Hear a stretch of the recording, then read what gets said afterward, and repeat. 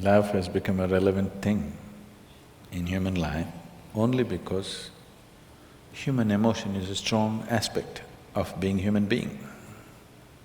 In human life, emotion is a very powerful thing. Even in this day and age, though people think they're very intellectual, even today, their emotions are the strongest aspect. Yes or no? It's the most intense aspect of their life. They claim they're intellectual, but their intellect is never so intense, but their emotions are intense. Maybe not love, maybe not compassion, but maybe anger, maybe irritation. These are all emotions. So emotion is a very important aspect of being human.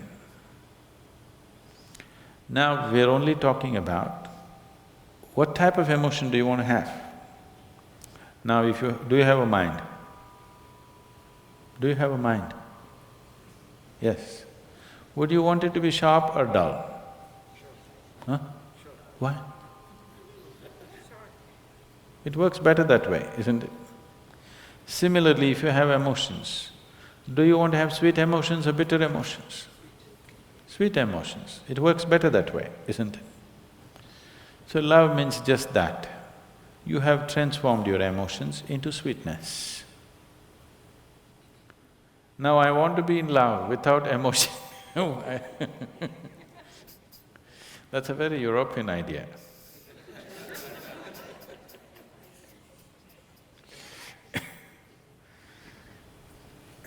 Love is an emotion. It is the sweetness of your emotion which we are referring to as love. If the same emotion becomes bitter, we call it hate. Usually it is the people whom you love that you hate, isn't it? Some time ago you loved them, now you hate them. You don't hate that man who's just walking on the street, isn't it? Some love should have happened and now the coin fell another way and now it's become hate. Yes? So it's just the same coin. If it falls this way, it becomes love, if it falls that way, it becomes hatred. Don't think they're too far away. They're pretty close. One little thing goes wrong, love becomes hate, isn't it? So, how to be in love without emotion? Love is an emotion. Now the choice is only, do you want your emotions to be sweet, pleasant or unpleasant emotions? That's your choice. It's an obvious choice, isn't it? But most people are keeping their emotions bitter most of the time. Bitterness need not necessarily mean they're in active hatred. They're in irritation, they're in agitation. They're in some kind of… fear is also an emotion, anxiety is an emotion. It is in some level of unpleasantness. If you make your emotions very pleasant, then life will be very pleasant. Even today, most people experience as a moment of love, as the most profound experience of their life. It is not. But they experience it that way because that is the most intense thing they have touched. What that is the deepest dimension of life they have touched is a moment of love. So they raise it to heaven.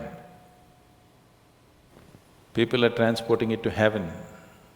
People are talking about divine love. You do not know whether God loves or not. Human beings are capable of love if they're willing. Dog is capable of love. When human beings fail you, you get yourself a dog. If you get a dog, 12-year guaranteed love affair. Yes?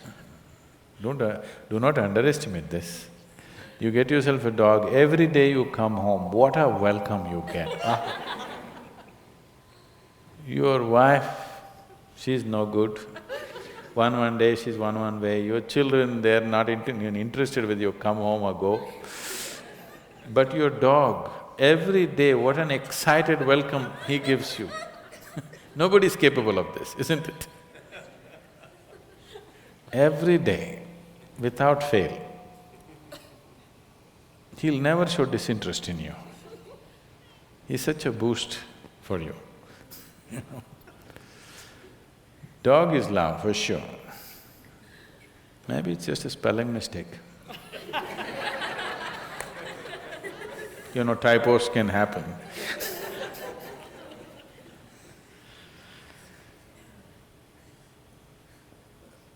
Now, if you made yourself in such a way, nobody around you can love you, then the only succor you have is somebody must love you long distance from there. It's an unfortunate way to live. God loves you, it's the most unfortunate way to live. That means you made yourself in such a way nobody can even look at you. If people around you cannot help loving you, that's a nice way to be, isn't it? You may not be great, maybe at least you're cute. Yes? So, in yoga, we don't look at anything as love, hate, happiness, misery, we don't look at it that way. We just look at it this way. Do you want to be pleasant or unpleasant? If you become pleasant in your body, we call it health. If you become very pleasant, we call it pleasure. If your mind becomes pleasant, we call it peace. If it becomes very pleasant, we call it joy. If your emotions become pleasant, we call it love. If it becomes very pleasant, we call it compassion. If your very life energies become pleasant, we call this bliss. If it becomes very pleasant, we call it ecstasy. If your surroundings become pleasant, we call it success. So, the other names that you give are just leading to confusion. Should I be loving? You don't have to be loving. Just be pleasant in your body, pleasant in your mind, pleasant in your emotions, pleasant in your energies. You will be a wonderful being. If your emotions are pleasant, if somebody comes here, you can share that pleasantness with them. If your emotions are unpleasant, for sure you share that with people, isn't it? Yes or no? So you cannot do something that you're not. If this is feeling pleasant now, it will naturally be pleasant to everything. If this is feeling unpleasant right now, it will be nasty to everything. So instead of seeing how to make this pleasant, you want to be pleasant to somebody. That is being loving. You don't have to be loving. If everything within you has become pleasant, whatever is needed in that moment, you will do. If you need to say pleasant things, you'll say that. If you need to say some hard things, you'll say that. But without any unpleasantness in you, that's important, isn't it? If you'll have to fight a war, you'll fight it without any unpleasantness in you, that's important. Then you will do everything only to the extent it's necessary. You will not overdo anything. If you say, I love somebody, you will exaggerate things about the people whom you love. You will exaggerate good things about them. If you say, I hate somebody, you will exaggerate bad things about them. You'll never see anything the way it is. People go blind with things that they love, isn't it? They have no sense, they lose all their sense. If they hate also, they'll lose sense. If you like, you will lose sense. If you dislike, you will lose sense. The doorway of life is in being equanimous, that you're able to see everything just the way it is. Now you are pleasant to somebody not because somebody is nice. You're pleasant to somebody because you are pleasant, that's all. This is more guaranteed. It's a more guaranteed love affair, isn't it? You're being pleasant to somebody because you're pleasant. If I'm being pleasant to you because you are nice, tomorrow if you're not so nice, something else will happen, isn't it? If you mortgage your pleasantness to something outside of you, you being pleasant or unpleasant is only by chance. Keeping this one pleasant is your business. If this one is pleasant, with whatever it interacts, it will generate pleasantness. Now you have not managed to make this pleasant, you're trying to be pleasant to somebody. And that is subject to so many things. If you have to be pleasant, they have to be fixed the way you want them. And that's not possible. Nobody can be fixed the way you want them.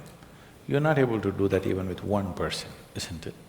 You cannot even fix one person the way you want them, forget about the whole world.